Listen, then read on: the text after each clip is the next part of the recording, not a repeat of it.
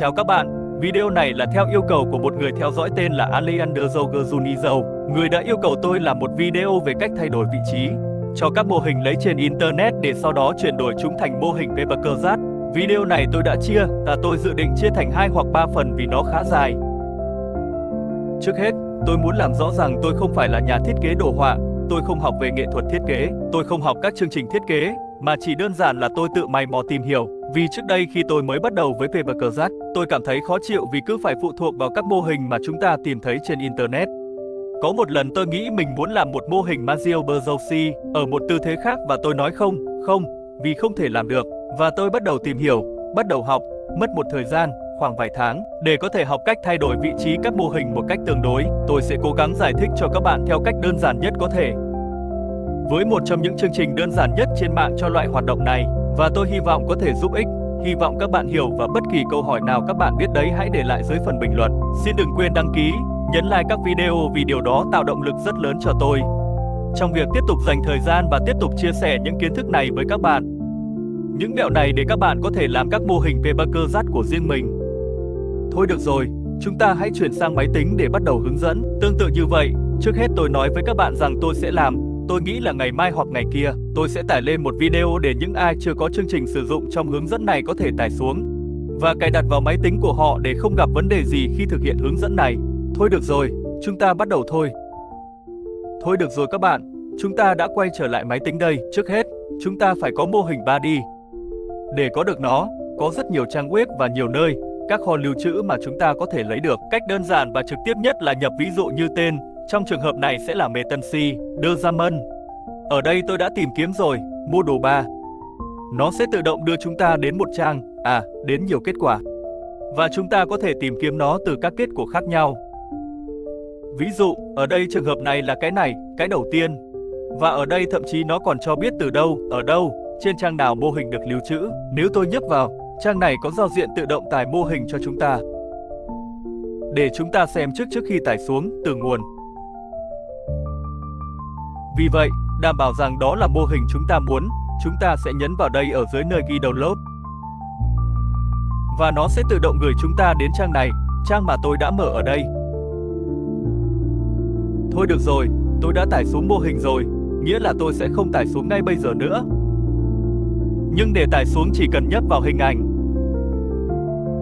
Và nó sẽ hỏi nơi chúng ta muốn lưu. Ok, sau khi đã tải xuống xong, chúng ta đã lưu nó trên máy tính. Và chúng ta tiếp tục với trường hợp tiếp theo. Thôi được rồi các bạn, chúng ta đã tải xong mô hình, tôi đã tải nó ở đây. Và chúng ta nhận ra rằng thông thường bất cứ khi nào chúng ta tải xuống một mô hình, nó ở định dạng app. Đó là điều tôi đã nhận xét với các bạn rằng hãy cố gắng tìm nó ở định dạng app hoặc .sbx. Có những khác biệt gì? .app chỉ chứa dữ liệu của mô hình, cái mà được gọi là lưới và gói kết cấu texture. Tệp tin này, êm tiên, cũng liên quan đến việc ánh xạ về các kết cấu.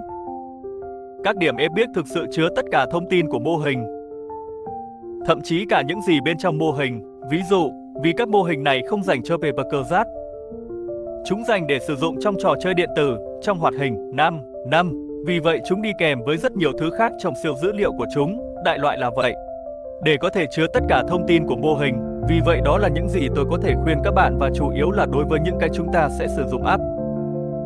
Thôi được rồi, đã có mô hình ở định dạng app, chúng ta sẽ mở nó. Tôi khuyên các bạn, như tôi đã đề cập, nên sử dụng Metascopia. Đây là một chương trình khá đơn giản nhưng rất mạnh mẽ khi sử dụng.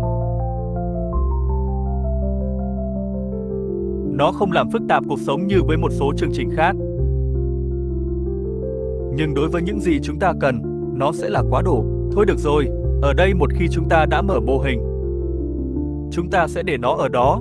Đôi khi cần phải bỏ chọn những cái này vì các kết cấu được đặt sai chỗ, nhưng trong mô hình này chúng ổn. Chỉ cần nhấn OK và chúng ta nhận ra rằng mô hình đã mở ở đây trên màn hình. Các mô hình thường luôn khi được tải xuống, luôn ở vị trí, đại loại là cái mà họ gọi là mặc định default. Vâng, ở đây vì nó là một loại rồng hoặc rắn hoặc thứ gì đó tương tự. Vì vậy nó nằm trải dài như thế, không liên quan gì đến vị trí mà có lẽ chúng ta muốn. Khi nói đến các nhân vật có hình dạng con người hoặc hình người hoặc thứ gì đó tương tự, với 2 cánh tay hoặc 4 cánh tay hoặc 6 cánh tay hoặc bất kỳ bao nhiêu cánh tay. Chúng luôn ở vị trí mà họ gọi là vị trí chữ T đến câu C, đó là vị trí này mà tôi đang đặt ở phía bên này. Thôi được rồi, điều mà chúng ta phải làm tiếp theo là tạo xương jigging. Hay nói cách khác, đặt xương cho mô hình của chúng ta. Vì vậy, ở đây trong Metasakugi chúng ta sẽ cố gắng định hướng mô hình thẳng nhất có thể. Đại loại như vậy. Và chúng ta sẽ đi đến tùy chọn. Nếu các bạn không thấy menu này ở đây, chỉ cần đi lên trên phần mắt linh và nhấp vào biểu tượng mắt linh này. Thôi được rồi, chúng ta xuống tùy chọn ghi là bone hoặc xương. Và chúng ta sẽ đặt ở đây nơi ghi S. Chúng ta sẽ bắt đầu bằng việc đặt các xương theo chiều dài. Đối với điều này, tôi nói, không cần thiết phải có quá nhiều kiến thức về giải phẫu. Mô hình này rất đơn giản và thực sự chúng ta có thể hướng dẫn. Đưa ra một hình dạng về cách các xương sẽ đi. Đối với các mô hình, hãy nói là như con người hoặc thứ gì đó tương tự, thậm chí ở đây chương trình. Nó đã có các mẫu template. Nếu chúng ta đi đến đây nơi ghi template, trong standard template, ở đây nó có, ví dụ, cái này, tôi thực sự không biết nó nghĩa là gì, hoặc con người. Nếu chúng ta nhấp ví dụ ở đây, chúng ta nhận ra rằng nó đã tạo cho chúng ta một mẫu khổng lồ. Về cái mà sẽ trở thành một bộ xương người. Ở đây chúng ta thấy, nhưng hiện tại chúng ta sẽ không sử dụng nó. Có mô hình của chúng ta sẽ cố gắng để nó trông thẳng nhất có thể. Khớp với những cái đuôi này. Không, như thế này, tốt hơn là như thế này.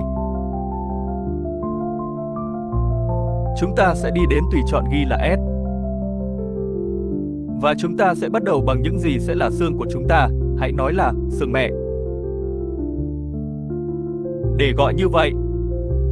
Và chúng ta sẽ bắt đầu từ đây. Nhấp một cái, kéo, chúng ta sẽ cố gắng để nó khoảng 2 ông vuông này. Thả chuột ra.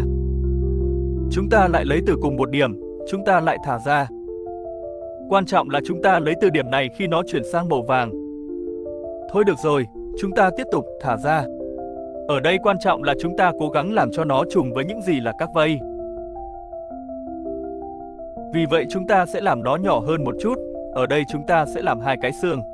Và ở đây thêm một cái nữa. Từ đây chúng ta lại nhảy đến 2 cái, lại đến 2 cái. Ở đây lại đến cái này và cái này, lại đến cái này, cái này.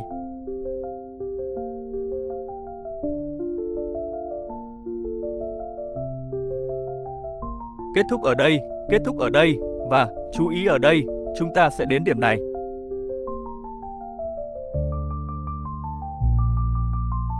Tại sao? Bởi vì mô hình ở đây chia thành 2 cái đuôi. Ví dụ, ở đây những cái bị cong, cần phải làm thẳng chúng. Để làm thẳng chúng ta sẽ đi đến tùy chọn move, chúng ta sẽ chọn xương này. Và chúng ta sẽ đi trên trục 10. Đấy rồi, không phải à, là cái này, cái bị cong, và chúng ta sẽ đặt nó vào trung tâm. Chúng ta đảm bảo rằng chúng thẳng, ok. Vì vậy, nhìn từ trên xuống, chúng ta bắt đầu đến tùy chọn S. Và ở đây chúng ta sẽ tách ra, ví dụ ở đây thêm một cái xương nữa, và thêm một cái xương nữa. Để tạo hình cho những cái đuôi này, cho loại đuôi mà mô hình này có, chúng ta sẽ đặt nó lại như thế này, nhưng chúng ta sẽ kích hoạt tùy chọn con bướm này. Ghi là Edit Symmetry. Nếu chúng ta lấy xương, chúng ta sẽ tạo 2 cái xương cùng một lúc. Ở đây chúng ta không thấy, nhưng ở đây chúng ta đã thấy rồi. Các xương sẽ được tạo giống hệt nhau từ một bên và bên kia. Ở đây chúng ta sẽ đặt thêm cái nữa. Nếu các bạn chú ý, các xương ngày càng nhỏ hơn một chút. Có tính đến hướng của các vây.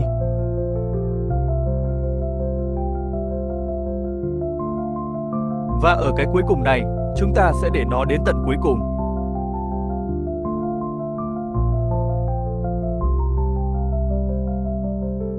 Chúng ta đảm bảo rằng chúng ổn.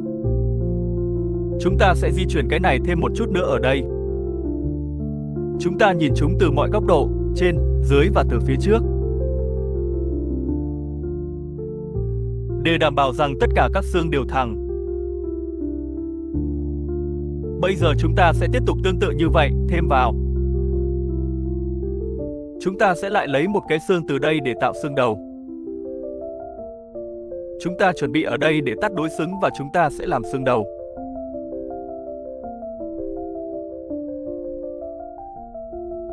Đây sẽ là xương chính ở đây cho cổ. Sau đó sẽ là một loại thứ gì đó điều khiển hộp sọ, phần này.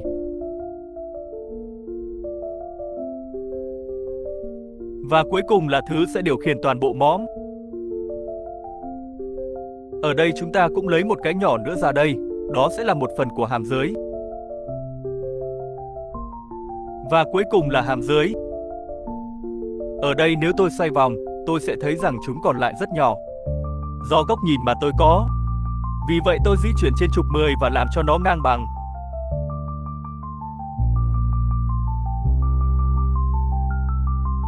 Cái này, cái khác bị lỗi. Cái này cũng vậy một chút nữa ở đằng đó và cái này một chút nữa ở đằng đó.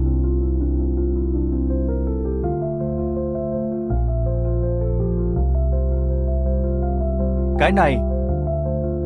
Và xong.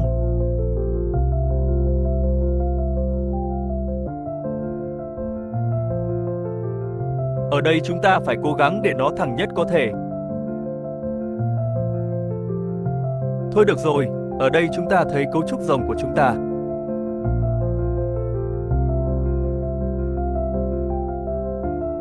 Mỗi đa giác này giống như một đốt sống. Và để di chuyển các chân, tương tự chúng ta sẽ lấy ra ở đây. À, nhưng ở đây chúng ta sẽ kích hoạt lại đối xứng. Chúng ta sẽ lấy một cái xương xuống dưới, một cái ra đây. Dài hơn, xin lỗi. Đến đây. Và một cái đến đầu vây.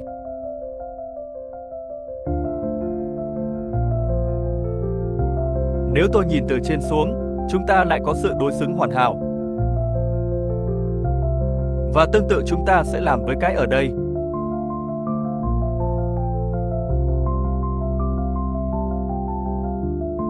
Chúng ta lấy một cái xương, thêm một cái xương nữa và một cái xương ở đây đến đầu mô hình. Tôi nói, của cái vây. Thôi được, với điều này chúng ta đã hoàn thành những gì là dàn xương của chúng ta. Và tôi sẽ không đi quá chi tiết vì tôi nói nếu các bạn muốn những cái gai này, tôi không biết chúng là gì. Cũng di chuyển, chúng ta sẽ phải tạo một xương mẹ cho cái này và phải tạo một cái xương. Một loạt xương cho mỗi, hãy nói là cho mỗi cái gai. Để cung cấp chuyển động độc lập cho từng cái. Vì vậy bây giờ đối với mô hình và những gì chúng ta muốn làm thì không cần thiết lắm. Ở đây chỉ một chút nữa thôi. Cái này cần phải làm về phía trước một chút. Xong. Một khi chúng ta đã thực hiện xong toàn bộ bộ xương, theo cách này, theo một cách nào đó. Cái này một chút nữa ở đằng này. Chúng ta sẽ đi đến tùy chọn. Không, vâng, nó sẽ như thế này. Chúng ta sẽ đi đến tùy chọn ghi là Skin Setting. Ở đây chúng ta chỉ có đối tượng này. Hiện tại chúng ta chỉ có đối tượng này và chúng ta sẽ đi đến tùy chọn ghi là đôn của tân nhân. Multicolor và trong hiệu ứng xương chúng ta sẽ đặt tạm thời từ 4 đến 5 xương.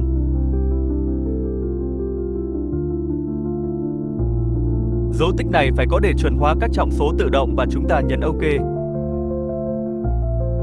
Nó hỏi chúng ta có muốn chuẩn hóa tất cả các trọng số không và chúng ta trả lời là có. Chúng ta đã có bộ xương của mình xong và sẵn sàng sửa đổi theo cách chúng ta muốn.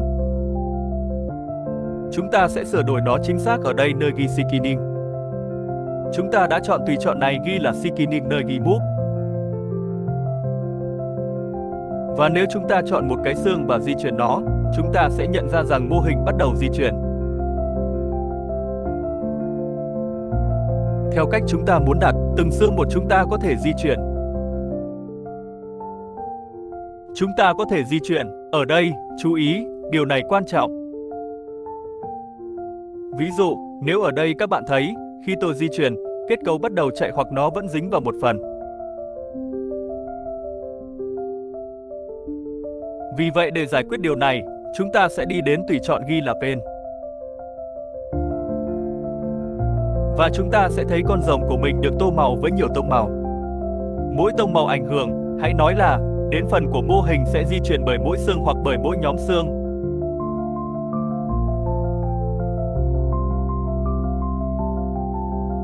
Ví dụ, nhìn này, chúng ta hãy làm nó ở đây với khuôn mặt. Nếu tôi quay lại ở đây tùy chọn di chuyển và muốn mở miệng của Metansia, tôi sẽ thấy rằng phần này vẫn bị dính.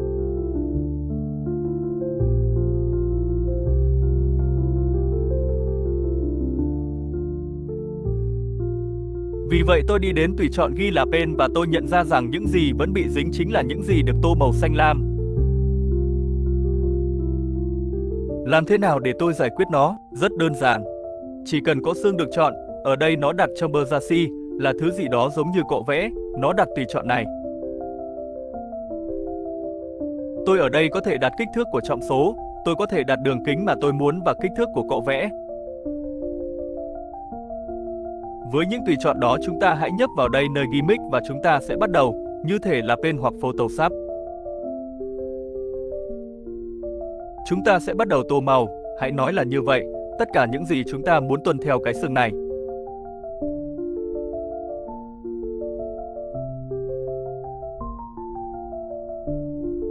Chúng ta phải liên tục thay đổi vị trí để nhìn rõ các răng.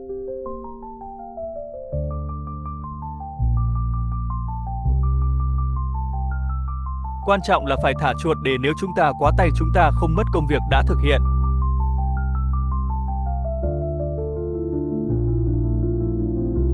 Nếu chú ý, khi chúng ta đang tô, chúng ta thấy có những phần như ở đây không được tô màu.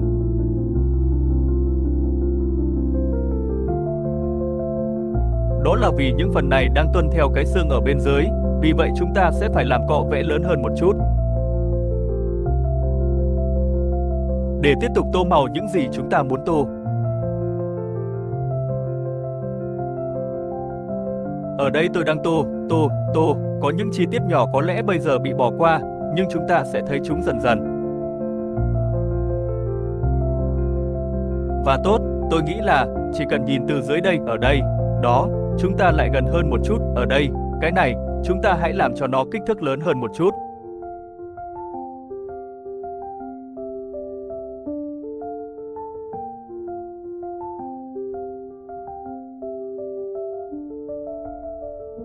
Vì vậy chúng ta sẽ thay đổi tùy chọn sang Blue, ở đó nó không còn cho phép tôi nữa.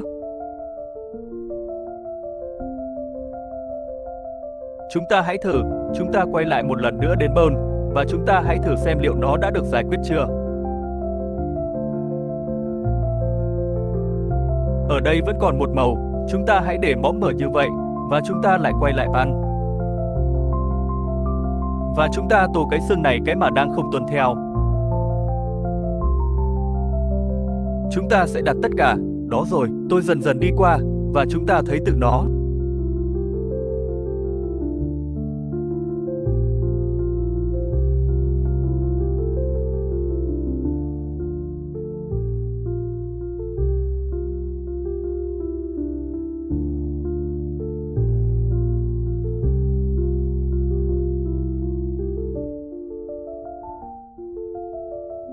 Các phần chúng ta muốn giải quyết đang được sửa chữa.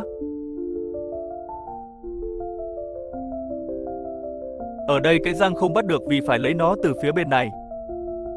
Và tự chúng các phần này đang được giải quyết. Ở đây tôi nghĩ nó đã xong rồi. Một lần nữa đến Tan, và ở đây, không nhiều quá để không bị hỏng.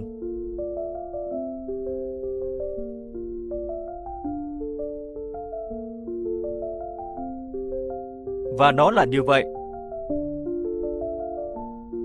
Và xong, ở đây chúng ta đã có, ví dụ, cái miệng của chúng ta, hãy nói là, giống như đã được tô màu. Để xương đó tuân theo phần này, tương tự như vậy với cái bên dưới. Cái bên dưới đã ổn, nó tuân theo những gì nó phải tuân theo.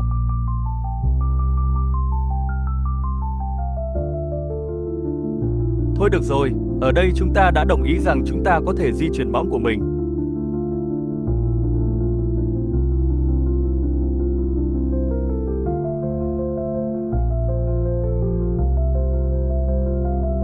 Chúng ta sẽ thực hiện như vậy với phần còn lại của nhân vật. Nó sẽ phụ thuộc rất nhiều vào việc bạn muốn di chuyển nó như thế nào. Ví dụ, cái này tôi không muốn nó ở lại đây nữa. Một lần nữa tôi đi đến căn. Là xương này cái mà phải có màu tím, nó ở lại vì nó có màu đỏ. Chúng ta đi đến mic, và chúng ta muốn nó màu tím, và chúng ta bắt đầu tô. Nơi chúng ta không muốn nó di chuyển. Không di chuyển hoặc không tô màu tất cả, điều này sẽ phụ thuộc rất nhiều vào công việc mà mỗi người muốn làm. Ở đây tôi cảm thấy mình đang để cọ quá lớn. Nó sẽ phụ thuộc rất nhiều vào công việc mà mỗi người muốn làm. Theo nghĩa rằng, ví dụ, ở đây điều này có thể giúp chúng ta thấy các cái gai.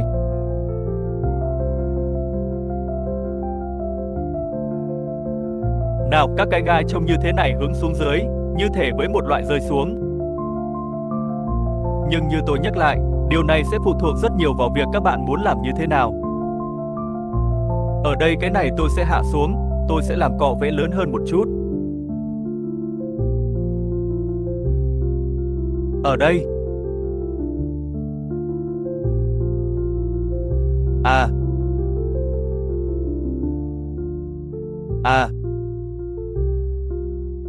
Cái này. Chỉ đảm bảo rằng các cái gai không bị dính vào lưng.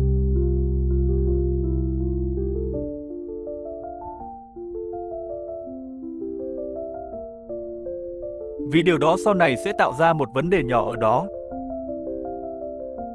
Nhưng nhìn này, tôi nghĩ sẽ không có vấn đề gì lớn. Ở đây cái này, tôi sẽ di chuyển nó một chút về phía này. Xong.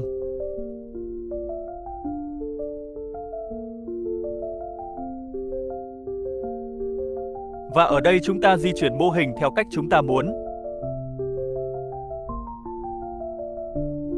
Như thế này, ví dụ, cái này tôi sẽ đặt như thế này. Nhưng với xương này một chút nữa ở đằng này, xương này một chút nữa ở đằng này. Và cái miệng mở rộng hơn một chút. Chúng ta phải liên tục di chuyển từng xương một. Để xem mô hình sẽ đẹp hơn như thế nào hoặc ở vị trí nào chúng ta sẽ muốn để nó lại.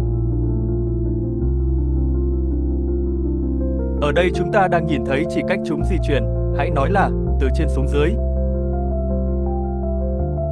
Nhưng chúng ta cũng có tùy chọn để xoay các xương.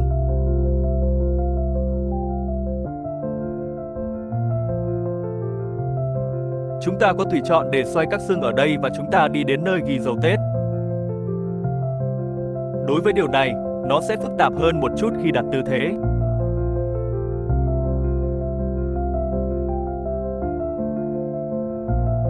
Vì chúng ta sẽ dựa trên bất kỳ trục nào, cho dù là 10, Y hay C. Ở đây tôi sẽ cố gắng di chuyển, ví dụ, trục C.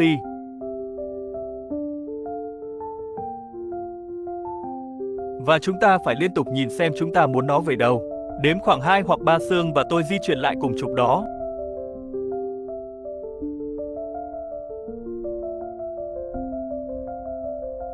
Ví dụ, về phía này.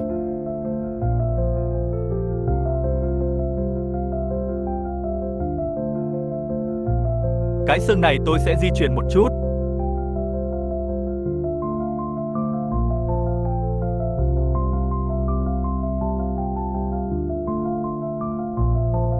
Và ở đây chúng ta sẽ thấy rằng mô hình đang có, nhưng ở đây, chú ý. Ở đây ví dụ nó đã thoát ra khỏi những gì cho phép. Nếu các bạn có thể nhận thấy ở đây rằng nếu tôi cho nó thêm quá mức, mô hình trông như thể bị vặn vẹo. Vì vậy, cho đến nơi mà nó cho phép là nơi chúng ta sẽ làm. Cái này tôi cảm thấy tôi sẽ di chuyển nó một chút lên trên.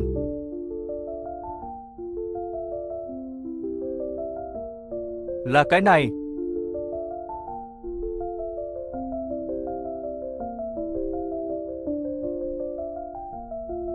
Một chút lên trên.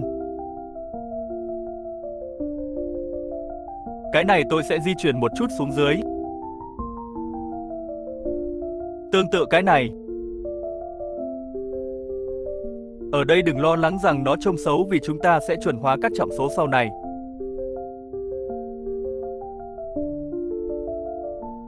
Với công cụ ven của chúng ta đã chọn xương, vì vậy chúng ta phải có rằng chúng ta sẽ muốn ở đây rằng chúng ta tô màu nó, mặc dù tất cả là cái này. Chúng ta chọn xương khác và tương tự chúng ta tô màu rằng các trọng số ở đây được chuẩn hóa.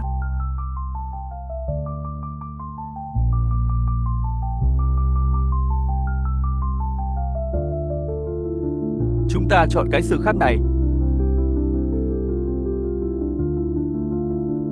Sơn. Đó. Và ở đây chúng ta đã sửa tình trạng này mà chúng ta có với các cái đuôi. Ở đây tôi cũng nhận thấy rằng những cái vây nhỏ này cũng bị biến dạng một chút. Vì vậy tương tự chúng ta sẽ chọn cái xương tương ứng với cọ vẽ.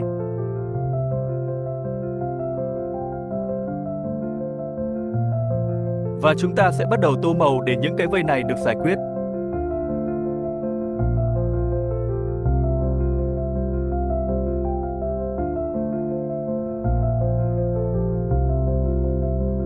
Và từ phía bên này chúng ta cũng áp dụng một chút.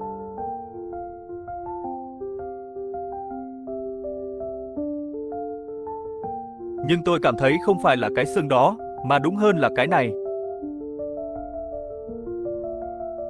Đó rồi. Và đó rồi. Chúng ta bắt đầu sửa cái vây nhỏ này. Xong. Và xong.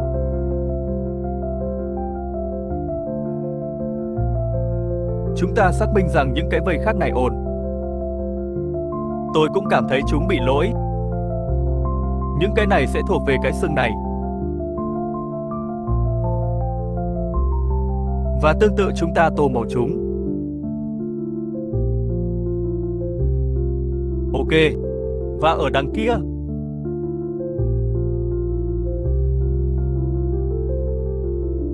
Ok.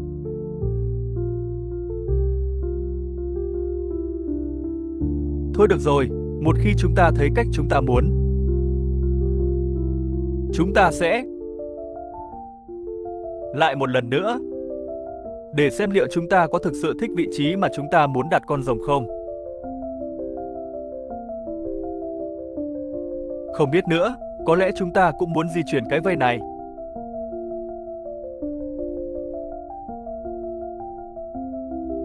Vì vậy, một chút lên trên. Cái này tương tự một chút lên trên.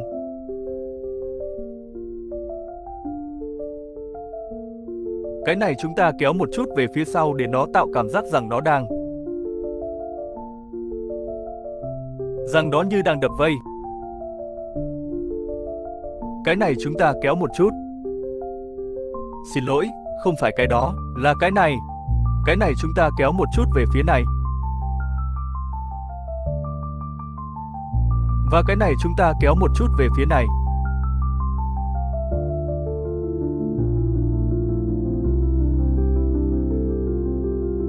Ở đó. Và tương tự chúng ta phải chuẩn hóa các trọng số ở đây.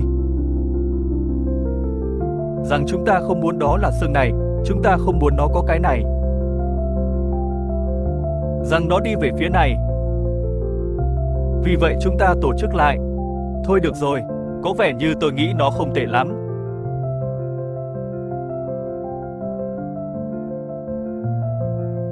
Thôi được rồi các bạn, tới đây. Nào, tôi nghĩ rằng có thể thấy tôi không quá nỗ lực để hoàn thành việc đặt vị trí như thế.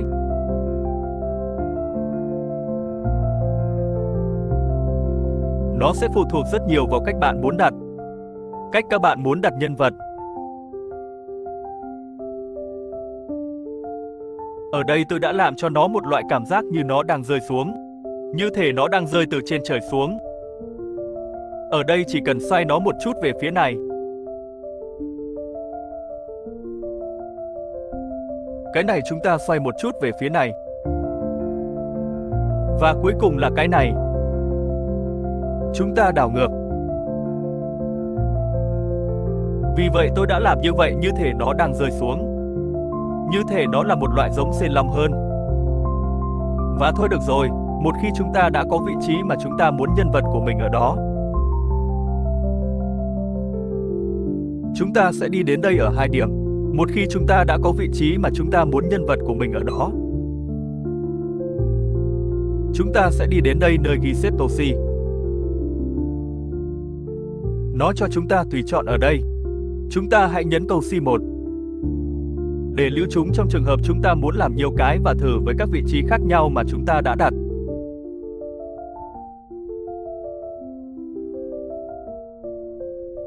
Và sau đó chúng ta sẽ nhấn Apply Deformation. Nó nói rằng kết quả của sự biến dạng sẽ được tạo trong đối tượng số 2. Chúng ta trả lời là có.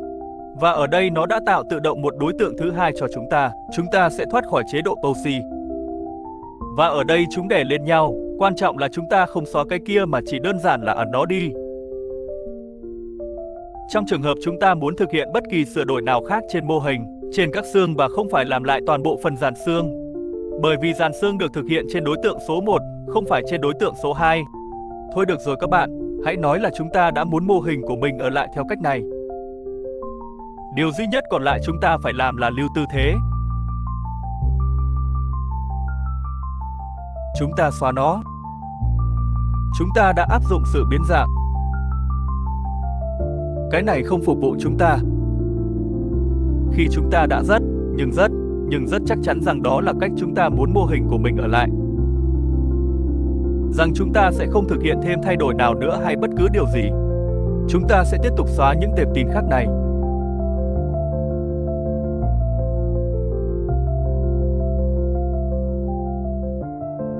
Chúng ta sẽ xóa chúng.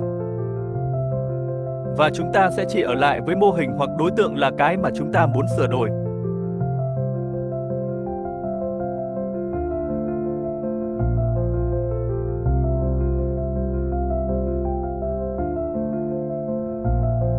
Thôi được rồi, đã có như vậy mô hình mà chúng ta muốn.